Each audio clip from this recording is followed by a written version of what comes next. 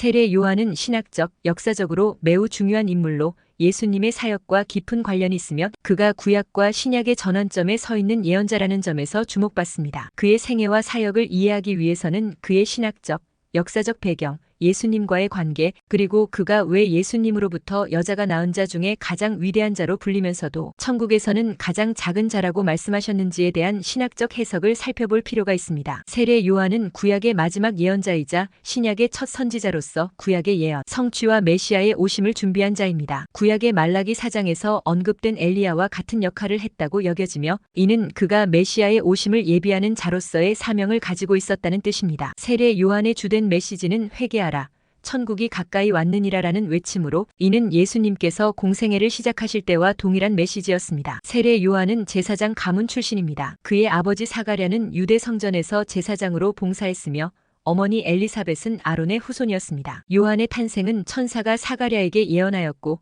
이는 그가 하나님의 특별한 계획 속에 있음을 보여줍니다. 요한은 나시린으로서 자라며 금욕적 삶을 살았고 주로 광야에서 사역하였습니다. 역사학자 요세푸스의 기록에 따르면 요한은 역사적으로도 널리 알려진 인물이었으며 대중적인 영향력을 미쳤습니다. 요세푸스는 요한을 의로운 사람으로 묘사하며 그의 세례가 죄 용서와 더불어 도덕적 정화를 위한 것이었다고 기록합니다. 그는 헤롯 안티파스에 의해 처형되었으며 이는 요한이 헤롯의 부도덕한 결혼을 비판했기 때문이라고 합니다. 이는 성경의 내용과 일치합니다. 세례 요한이 왜 광야에서 생활했는지에 대한 질문은 그의 삶의 목적과 그가 준비했던 하나님 나라와 깊은 관련이 있습니다. 세례 요한의 광야 생활은 단순한 금욕적 삶의 선택이 아니라 그가 꿈꾸고 기대했던 하나님 나라를 준비하는 공동체와 밀접한 관련이 있음을 알 수 있습니다. 학자들은 세례 요한이 에세네파와 연관이 있을 가능성에 주목합니다. 에세네파는 당대 유대교의 여러 분파 중 하나로 금욕적이며 공동체적인 생활을 하던 사람들로 알려져 있습니다. 그들은 도덕적 순결과 정결을 중시했고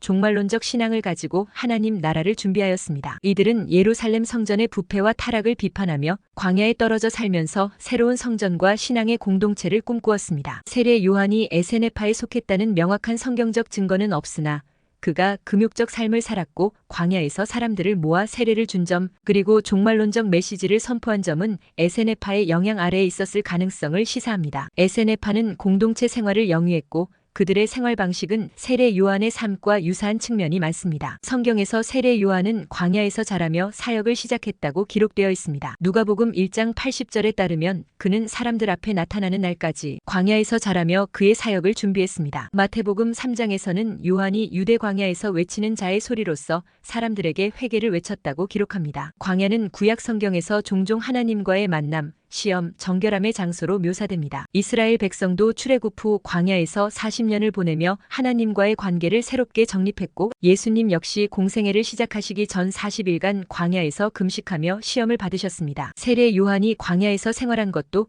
이와 같은 의미에서 해석할 수 있습니다. 그는 자신을 하나님 앞에서 정결하게 하고 죄로부터 멀어지기 위한 장소로 광야를 선택했으며 이를 통해 메시아의 오심을 준비했습니다. 세례 요한은 메시아의 오심과 동시에 도덕적으로 정결해지는 하나님 나라를 기대했습니다. 그가 꿈꾼 하나님 나라는 기존 종교 지도자들이 제시한 것과는 다른 철저한 회개와 영적, 도덕적 정결을 요구하는 나라였습니다. 세례 요한의 메시지의 중심은 회개였으며 이를 통해 메시아가 임할 수 있는 길을 예비하였습니다. 세례 요한이 광야에 머문 것은 그의 사명과 깊은 관련이 있습니다. 첫째, 광야는 하나님의 인도하심을 기다리고 준비하는 장소로 요한은 이곳에서 메시아를 예비하는 사명을 수행했습니다. 둘째, 당시 유대교의 제사장 제도와 성전이 타락하고 부패했다는 인식이 강했기 때문에 요한은 성전 중심의 신앙에서 벗어나 독립적인 회개의 메시지를 전할 수 있는 장소로 광야를 선택했습니다. 왜 예수님은 세례 요한이 여자가 낳은 자 중에 가장 크다고 하셨을까? 마태복음 11장과 누가복음 7장에서 예수님은 여자가 낳은 자 중에 세례 요한보다 큰 이가 없다고 말씀하셨지만 동시에 천국에서는 가장 작은 자라도 그보다 크다고 하셨습니다. 이 구절을 신학적으로 해석하는 데에는 여러 견해가 있습니다. 구약과 신약의 전환점이라는 관점에서 해석하면 세례 요한은 율법을 중심으로 하는 구약시대의 마지막 예언자로서